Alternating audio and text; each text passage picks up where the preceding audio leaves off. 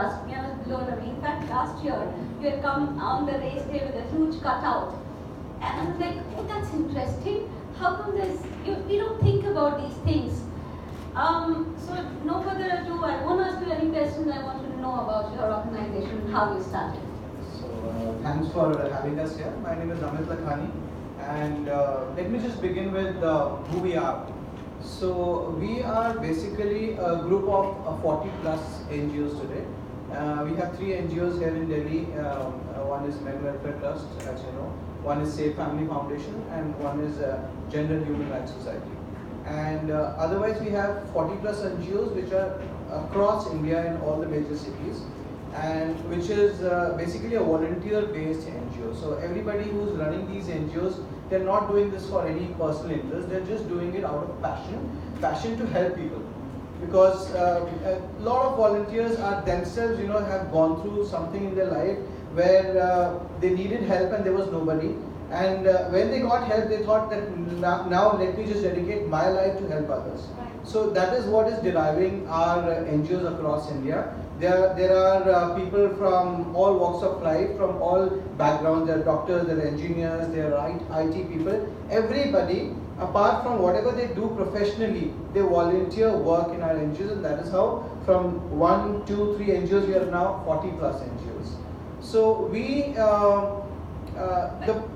Before you start, why Men's Welfare Trust? What is it? Yeah. So, see, we came into existence in 2005 when I'll just to kind of why men's NGO. I would like to throw a light upon some facts also. So, in today's time, this is a very relevant thing that you've asked.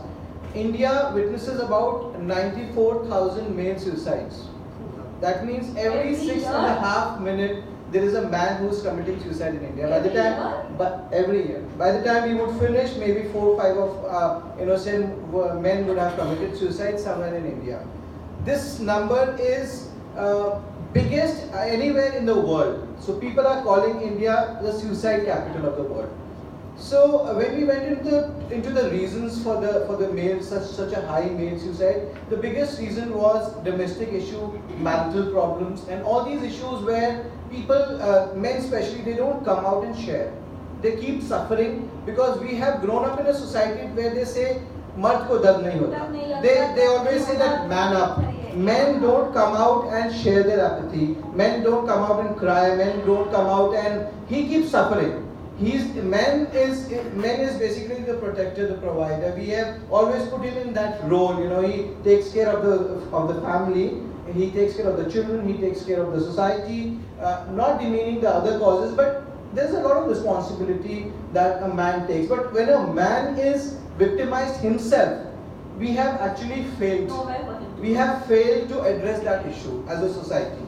We laugh at a man who, if he comes out and he says that I'm suffering. So the society laughs at him. Unfortunately, the media also is not that supportive of a cause where a man is on the other side. He's the victim. The laws are not there for him. We have around the world we have laws which are gender neutral. In India, all the laws. The Constitution of India in Chapter 14, Article 14 says equal protection from laws. But when it comes to making laws, man does not have protection. So somewhere, we have ignored the men welfare. We have a ministry and a commission for men, women, children, animals, farmers, anything, petroleum, you name it, we have a ministry and a commission.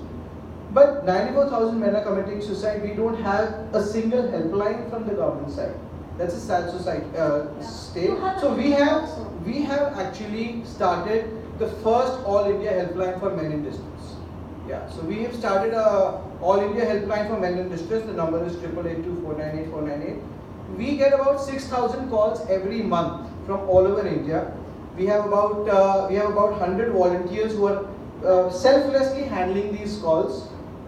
When they come back from their work or even while they are at work, they take these calls from distorted men who've been wronged in the society, men who've suffered domestic violence, or or in one word I would say, men who have no voice or men who are going unheard. So we are running this All India helpline for men in distress. We've received lakhs of calls ever since it has come into existence, and these people call up us on the helpline. Then we call them in our weekly support group meetings. So these men, they join our support group meetings. We give them psychological healing. We give them legal counseling. It's a platform that we've created for men to come out, share their apathies, and not take that extreme step of committing suicide. So that's what we are doing. Apart from running the helplines and the weekly support group meetings, we hold legal seminars, we hold health camps, we hold a lot of such activities, and we are also advocating for a men's commission, because we have commissions for everything, and we believe that when we are talking of equality, everybody should have equal laws and equal, they should be equally heard when they are wrong. So. And then why ADH? What do you, the platform is, how do you look at the platform? Though our organization is a self-volunteer, it's a self-funded organization, all that I've just explained to you, we do it free of cost. We don't charge a single penny for anybody who comes for any kind of help to us. So we don't want to kind of extort who have already been extorted in the society. So all of this is a free help, and whatever we are also doing, we are doing it free of cost. In fact, we ourselves generate funds and do this thing. But ADHM is not just a run for us. It is a campaign. We are very passionate about it, and in fact about 150 of our volunteers are joining, and they're very enthusiastic. Like last year you said that we were noticed by everybody, and even last time people came to us and they were shocked to know that we also exist. Right. They came to us and they said that please give us your number, we need your help. So while we were going on the run, people were coming to us and they were so we said that people need help, but they don't know that help is available. So this is a platform for us to go out and tell people that don't take that extreme step. If you're suffering, please come out, please share, and there is help there, and you don't need to take that extreme step and give up on life. Life is very precious.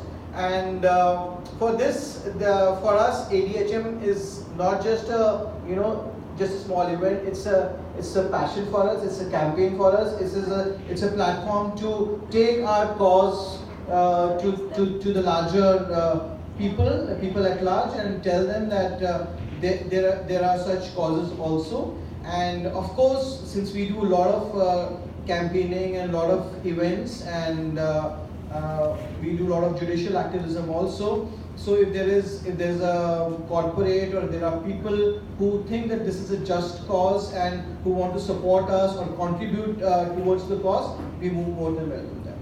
Yes, we definitely hope more and more people join in and contribute towards you. Like you said, the society has to be equal. And all these different versions brings me back to the people who started all this.